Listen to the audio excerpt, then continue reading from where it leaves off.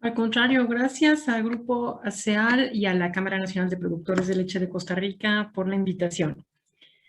Bien, es un gusto estar aquí y cuando inició esto me sugirieron el tema Bases para un ensilaje de buena calidad. Así es que vamos a empezar. El ensilaje de calidad requiere diferentes esfuerzos porque es una tarea titánica en ocasiones. Es cosechar el forraje que tenemos disponible en un momento dado y conservarlo para poder disponer de alimento varios meses o incluso un año. Ahora bien, estos son las etapas en las que dividí la plática. Vamos a revisar los fundamentos del ensilaje. Después veremos los aspectos básicos del proceso de ensilaje para entender cómo el proceso va a afectar la calidad del producto final. Y en último instante vamos a hablar de la evaluación de esa calidad de los ensilados. Ahora bien, el objetivo del ensilaje es reducir el pH mediante la producción de ácido láctico para así evitar que microorganismos indeseables puedan sobrevivir, crecer y consumir nutrientes del forraje que justamente nosotros queremos conservar para el ganado. La producción eficiente de ensilados de buena calidad implica que queremos ensilados con un elevado valor nutritivo, que sean altamente digestibles, que estén debidamente conservados para que así sean palatables. Este es un criterio que no muchas veces se tiene en cuenta y es importantísimo, porque si no sabe rico, el ganado no se lo come. Ahora bien, ¿cuáles son los aspectos básicos de un proceso de ensilaje? Son 4.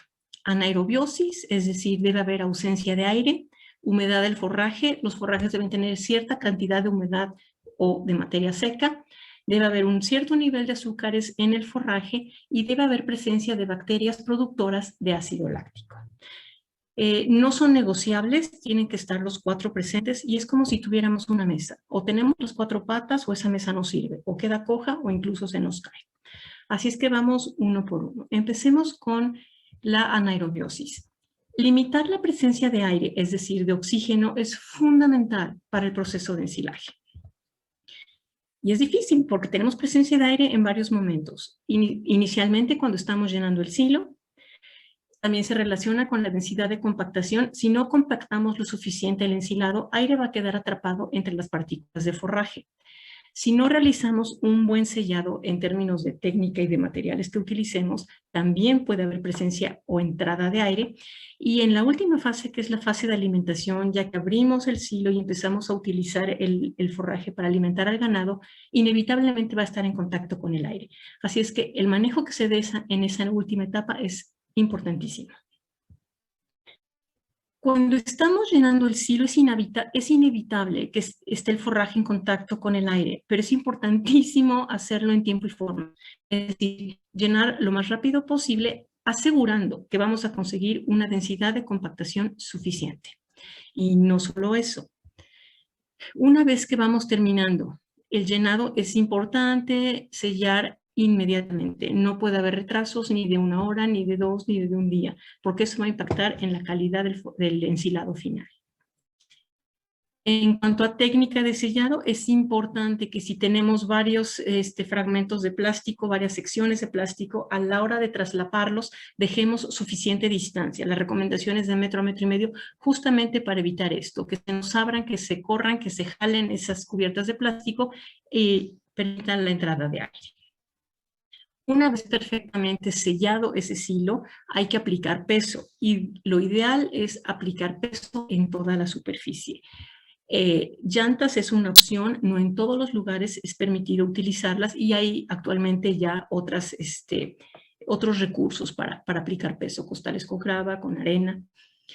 La otra mitad de la historia de la técnica de sellado es el material que estemos utilizando. Históricamente utilizamos polietileno aquí y en el resto del mundo. En los años 50 se desarrolla y durante 50 años lo utilizamos porque no había otra opción. Sin embargo, el polietileno permite el paso del aire. Así es que imagínense, nosotros confiados en que habíamos sellado muy bien nuestro silo y durante meses seguía penetrando aire.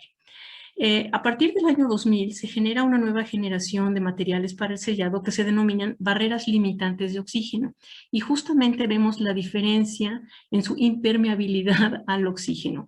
Permiten de 100 a 200 veces menos el paso de oxígeno, así es que esto viene a ser un parteaguas en la conservación de forrajes ensilados.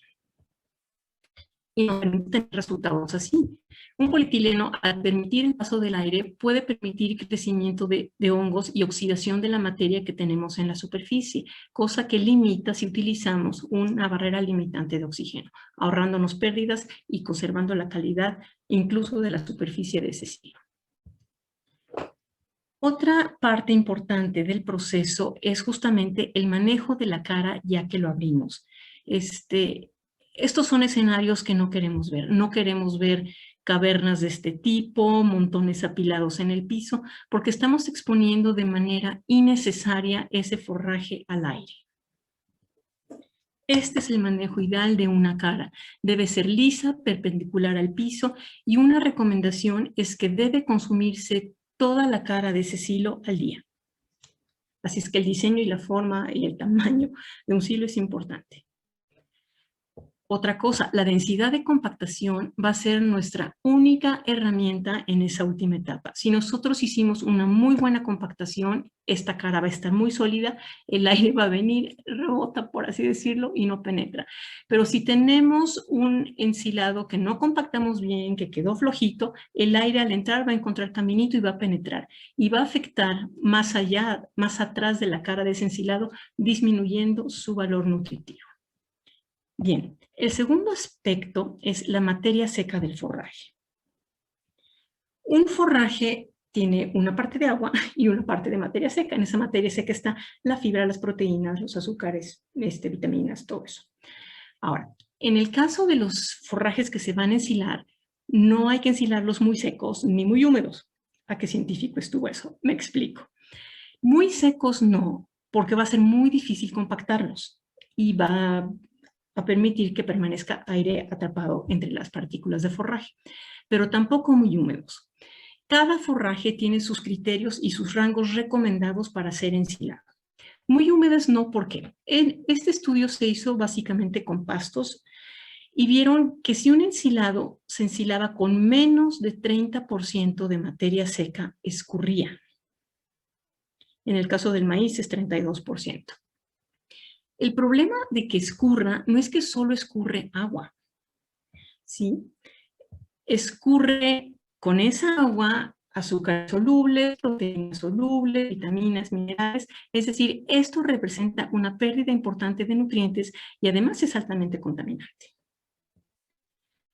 Es que tenemos dos grupos de forrajes, unos que llamamos de corte directo y otros que requieren un presecado. Los forrajes de corte directo son los que yo cosecho e inmediatamente puedo enviar al silo y empezar a compactar. Básicamente son maíz, sorgo y otros cereales como trigo, como avena. ¿Quiénes requieren presecado? Los pastos y las leguminosas. El recomendado para el maíz es entre 32 y 38%. Abajo de esto escurre, arriba de 38 es muy difícil compactarlo correctamente. En los pastos, el rango recomendado es de 30 a 45%. Así es que probablemente un pasto en pie en campo tenga, no sé, 18% de materia seca. Habrá que cortarlo, monitorearlo y secarlo hasta que alcance este rango. Lo mismo sucede con la alfalfa. La alfalfa del rango recomendado es de 40 a 45% de materia seca. Entonces implica cortarla, tenderla y dejarla deshidratar, y una vez alcanzados estos niveles ya se recoge y ya se ensila. De ahí el nombre que se da al proceso de estos cultivos presecados. Como son un híbrido entre un heno y un ensilaje, se les denomina enilajes. Bien. Ahora los azúcares, es nuestro tercer aspecto a considerar. Todos los forrajes tienen azúcares, unos más que otros. Estos azúcares van a ser el principal sustrato para que las bacterias puedan producir ácido láctico. Al producir ácido láctico, disminuye el pH y con eso se conserva todo el material ensilado sin mayores pérdidas. Una nota, casi todos los forrajes son suficientes en azúcares solubles, tal vez los limitantes serían pastos y leguminosas ya maduros. Y nuestro cuarto elemento, la cuarta pata de la mesa, son las bacterias acidolácticas o bacterias productoras de ácido láctico. Estas bacterias productoras de ácido láctico justamente van a hacer eso. A partir de los azúcares que están presentes en el forraje, van a producir ácido láctico y todo esto tiene que suceder en un medio anaeróbico. Estas bacterias acidolácticas reducen muy efectivamente y muy exitosamente el pH, inhibiendo así la sobrevivencia de microorganismos indeseables. Y al no crecer estos microorganismos indeseables, no van a comer y así controlamos la pérdida de nutrientes. Es decir, vamos a conservar esos nutrientes para que sí le lleguen a la vaca. Ahora, mucha atención. Si bien la fermentación del forraje al ensilarse puede suceder de manera natural bajo condiciones anaeróbicas, gracias a las bacterias nativas presentes en las plantas, la velocidad y la eficiencia del proceso de fermentación pueden variar dependiendo del número y tipo de bacterias presentes. Muchas veces dicen, es que solito fermenta. Sí, fermenta, pero sabrá Dios con qué ácidos y en qué tiempo y a qué costo. Las plantas normales, las plantas nativas, las plantas epifíticas en los forrajes, las podemos dividir en dos grupos, las deseables y las no deseables. Dentro de las deseables, ¿quiénes están? Pues únicamente las bacterias acidolácticas. Y dentro de las indeseables, vean esta lista enorme. Tenemos enterobacterias, clostridios, bacterias que producen ácido acético, bacterias que producen ácido propiónico, bla, bla, bla. Y estas son las indeseables, las que tenemos que controlar para que no consuman los nutrientes que queremos conservar. Ahora bien, ¿por qué decimos que una bacteria acidoláctica es muy efectiva y muy exitosa? Vamos a ver. Este es el azúcar que consume esta bacteria. Digamos que es una glucosa que tiene 6 carbonos. La bacteria acidoláctica la divide en 2 unidades de ácido láctico. Cada una tiene 3 carbonos, no hay pérdidas, es muy eficiente. Ahora otra cosa, el ácido láctico, de todos los ácidos que pueden generarse en el proceso de fermentación, es el más acidogénico. Es decir, ese es el que más rápido y más efectivamente baja el pH, disminuye el pH. Ahora, comparemos esta bacteria acidoláctica con una enterobacteria. Vean este horror y desastre de fermentación. Además de que come más, consume 2 glucosas, generando lo mismo que produce una bacteria ácido láctico, produce acético, etanol y CO2. Y el dióxido de carbono es un gas, así es que estos ya se les fue al aire, al infinito más allá y ya lo perdimos. El acético, niveles elevados de ácido acético pueden llegar a disminuir el consumo de materia seca del ganado. Entonces, este es un escenario que no queremos por ineficiente, por las pérdidas y por un efecto posiblemente negativo que pudiéramos tener después. Por eso nos interesa tener mayormente o únicamente o predominantemente bacterias acidolácticas a cargo del proceso de fermentación. Veamos cuántas hay. Estos son los rangos que se han detectado en las diferentes bacterias que hay en los forrajes. Y si ven, las bacterias acidolácticas pueden ir de 10 a 1 millón. Y esto dependerá del tipo de forraje, del manejo, del clima, del medio ambiente, de un sinfín de factores. Así es que nada nos garantiza que vamos a tener 10 o vamos a tener 1 millón. Y lo peor del caso es que no hay manera de saberlo. No hay análisis que se hagan en tiempo y forma rapidísimo en el momento que necesitamos ya cosechar. Y justamente ante este escenario es que surgen los inoculantes bacterianos. Los inoculantes bacterianos son justamente mayormente bacterias ácido-lácticas que agregamos asegurándonos que va a haber muchas que van a poder competir con todos los demás y dominar el proceso. Así es que un inoculante es un seguro. Nadie debería dejar al azar la conservación de toneladas y toneladas de forraje, de las cuales depende una empresa lechera. Los inoculantes de bacterias ácido lácticas justamente han sido desarrollados, número 1, para reducir ácido láctico, para producir ácido láctico, perdón, disminuyendo así el pH. Lo hacen de manera muy rápida y llegan a dominar la fermentación, neutralizando a los demás microbios no deseados. Bien. Se han reportado en diferentes ocasiones una respuesta en un incremento en producción de leche cuando se alimentan ensilajes inoculados.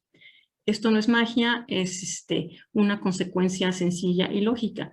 Si en un ensilaje inoculado se conservaron más nutrientes, esos más nutrientes van a llegar a la vaca y con eso la vaca va a poder sintetizar y producir más leche.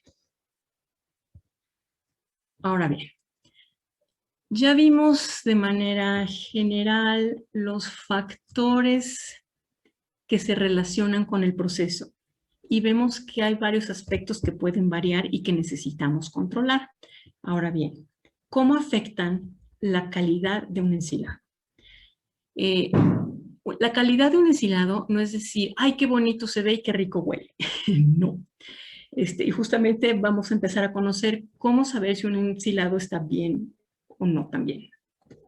Los podemos evaluar en 3 niveles. Puede ser una evaluación física, una evaluación química y una evaluación biológica.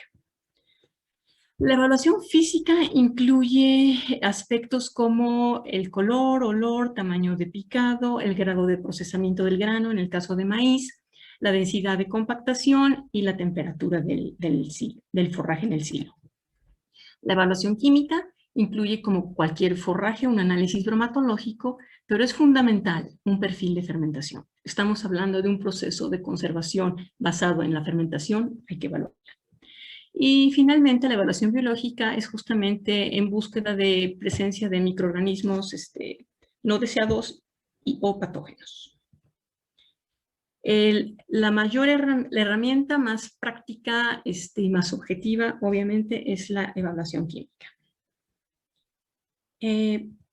Ejemplos de una evaluación física: el color nos dice mucho.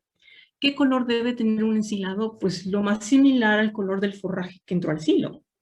Si vemos colores distintos, colores alterados, por ejemplo, el color café implica que hubo presencia de oxígeno, hubo calentamiento, se caramelizaron azúcares y obviamente la digestibilidad de eso ya disminuyó. Los olores es otra característica importante y nos dicen mucho. Muchas veces nos dicen, es que desde que llego a la finca ya puedo oler mi silo. No, eso no es buena señal. Normalmente el ácido láctico es el que predomina, pues prácticamente casi es inoloro y por los niveles en los que debería estar presente, no tendría por qué predominar.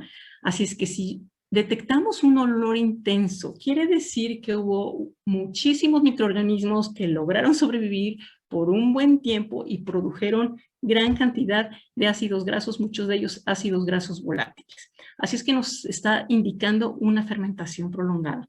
Quiere decir o que nos tardamos en compactar y llenar el silo, o no sellamos bien, o no compactamos bien, o no, o el inoculante no se aplicó de manera correcta, o incluso no se inoculó. Cuando huele a vinagre, que huele acidito, eso es ácido acético. Eso invariablemente se relaciona con forrajes húmedos o forrajes no inoculados, y así sucesivamente. El tamaño de partícula es muy importante, pero no es absoluto.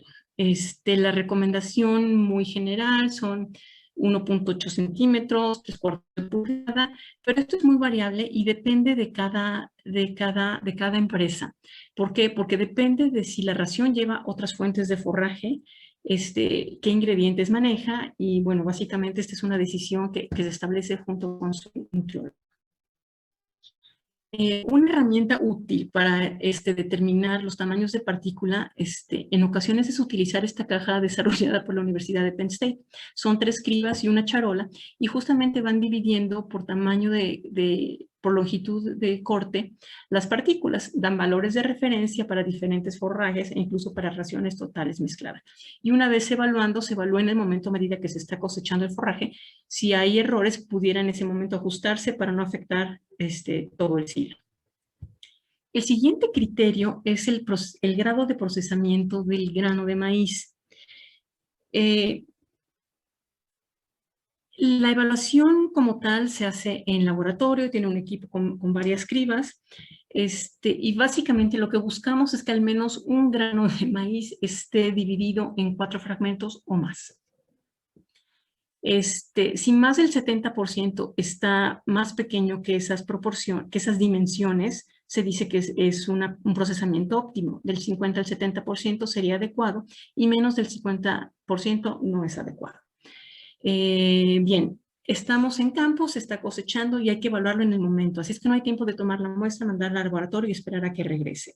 Y por esa razón se desarrolló una práctica en campo, una prueba en campo que es muy sencilla y que nos puede dar una lectura muy útil para hacer ajustes si fuesen necesarios en el momento.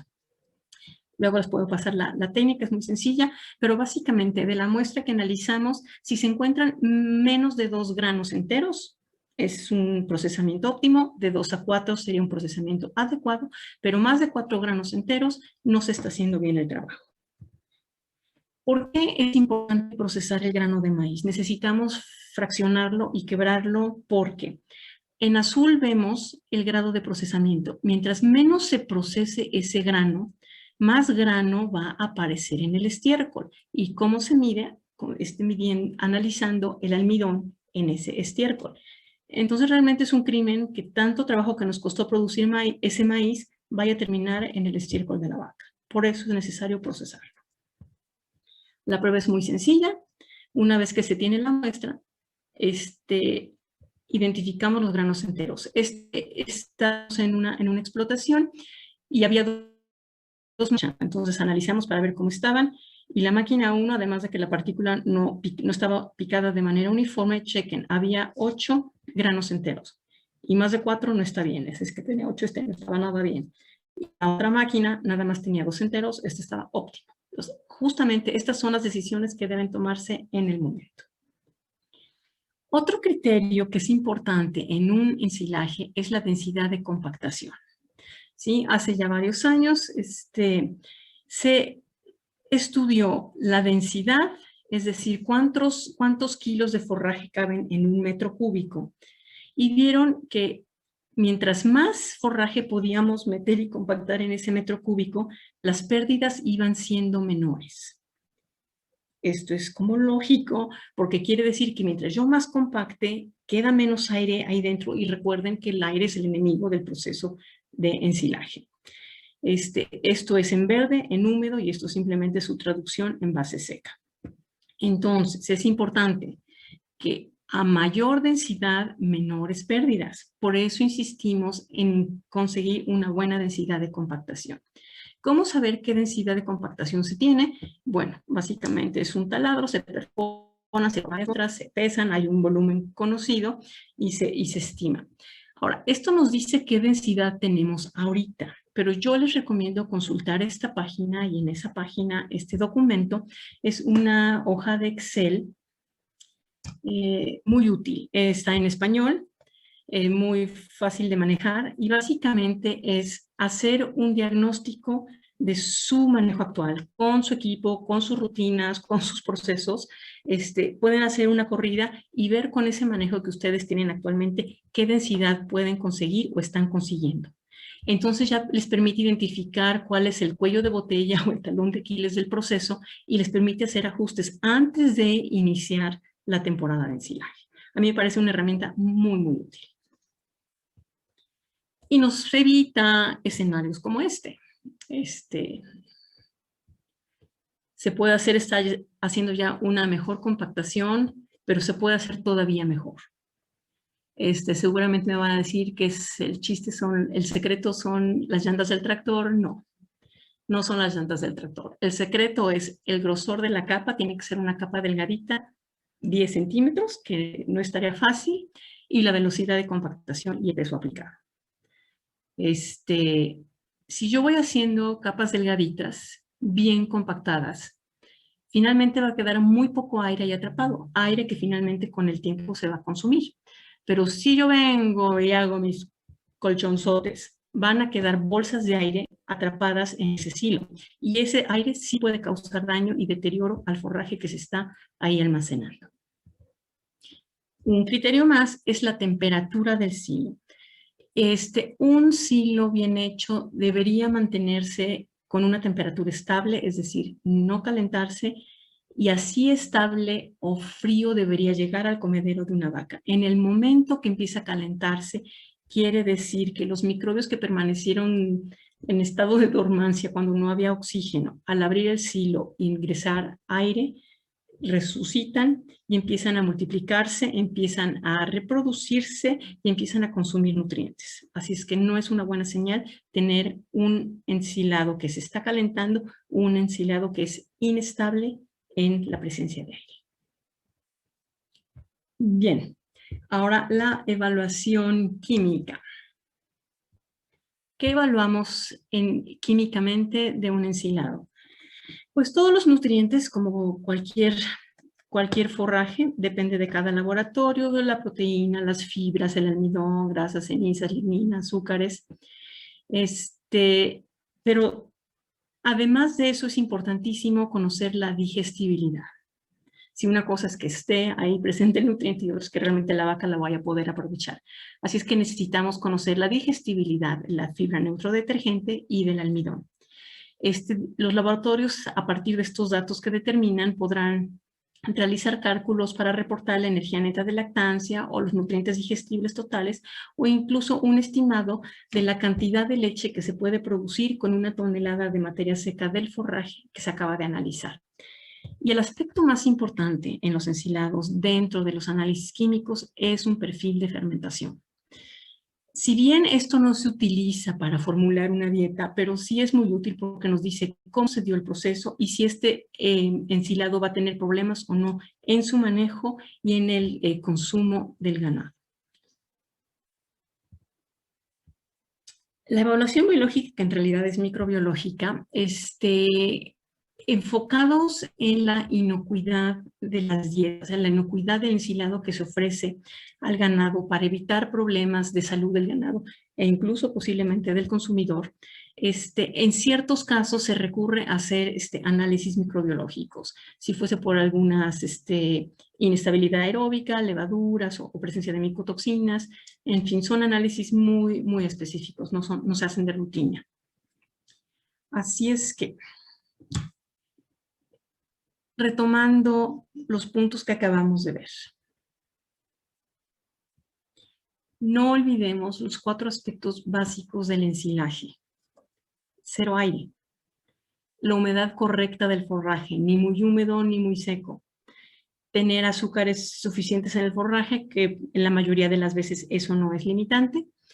Y bacterias ácido-lácticas. Es cierto que las hay en el forraje, pero no vamos a tener la certeza de si van a ser suficientes o no. Y ante la incógnita, lo más recomendable es asegurarse de que van a estar las bacterias presentes como inoculando un ensilaje.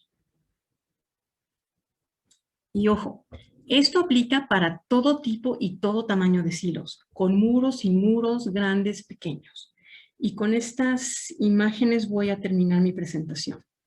Esta es una granja de aves, aquí se ven las gallinas ponedoras, y en esta empresa tienen un rebaño de ovejas, y su función es comerse todas las hierbas, el pasto y las malezas que crecen para que todo esté muy limpio. Pero obviamente pasto, malezas y hierba no hay todo el año, entonces había meses en que las ovejas no tenían que comer. Entonces propusimos ensilar. Obviamente esta granja jamás había ensilado nada, y es una zona que produce maíz. Lo cosechan la mazorca tierna para consumo humano, entonces quedaba la planta, que era un excelente recurso, entonces así empezamos. Como les dijimos que el picado era importante, compraron el forraje ya picado. Les dijimos que hay que esparcirlo en capas delgadas, lo esparcieron en capas delgadas. Les dijimos que había que inocularlo, aquí están con su bomba asperjando el inoculante, que son bacterias disueltas en agua. Les dijimos que había que compactarlo, aquí está el tractor compactando el forraje. Les dijimos que inmediatamente terminando tenían que sellarlo y lo sellaron. Bueno, y van a decir, bueno, es que este es polietileno negro y no era la mejor opción. Sí, pero esto se hizo en 2007 y en esa zona y en ese tiempo no había otra opción. Les dijimos que era importante sellado y aplicar peso. Esto fue lo único que consiguieron, entonces dimos prioridad a los bordes y al traslape de los plásticos y lo hicieron como de libro de texto. El resultado fue un bellísimo ensilado que las ovejas consumieron con singular alegría. Y ese es el objetivo de un ensilaje. Conservar el forraje en las mejores condiciones, conservando la calidad y el valor nutritivo, justamente para mantener la producción del ganado. Y con eso termino, y si hay preguntas, con mucho gusto.